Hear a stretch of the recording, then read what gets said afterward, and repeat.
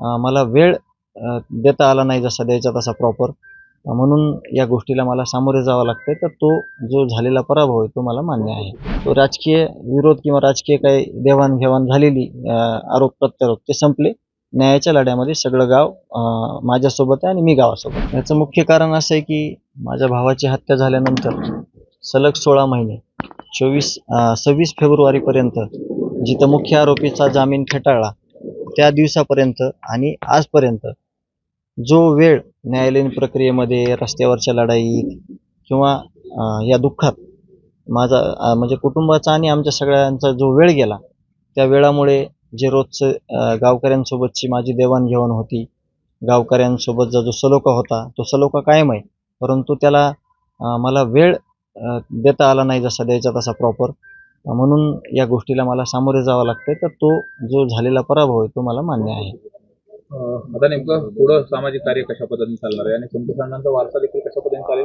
नवनिर्वाचित सरपंच आहेत, त्यांना कशा पद्धतीने?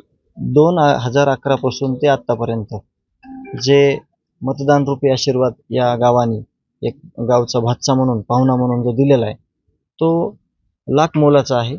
कारण का मतदान प्रक्रिया ही वारंवार 5 वर्षांनी येते, परंतु आशीर्वाद कायम ठेवणं, पाठीमागं भक्कमपणे उभं राहणं, हे आमच्या दोघांच्याही नशिबी होतं.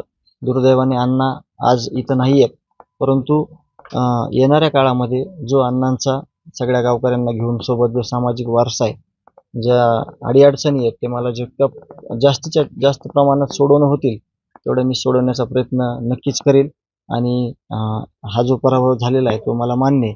आणि याच्यानंतर गावाची एक चांगली ओळख जशी अण्णांनी केली होती तशीच या गावाची ओळख व्हावी आणि चांगले शाश्वत कामं व्हावे अशी मी अपेक्षा करतो आणि विजयी उमेदवाराला शुभेच्छा देतो. आता गावात जे न्यायालयीन लढाई आहे आणि संतोष अण्णांचा लढाई आहे, त्याच्यावरती काही परिणाम होईल का आणि गाव नेमकं त्या लढाईमध्ये कसं सोबत? नाही, 1% त्या लढाईमध्ये, न्यायालयीन लढाईमध्ये गावाचं काही चुकीचं होणार नाही. सगळे सोबत आहे.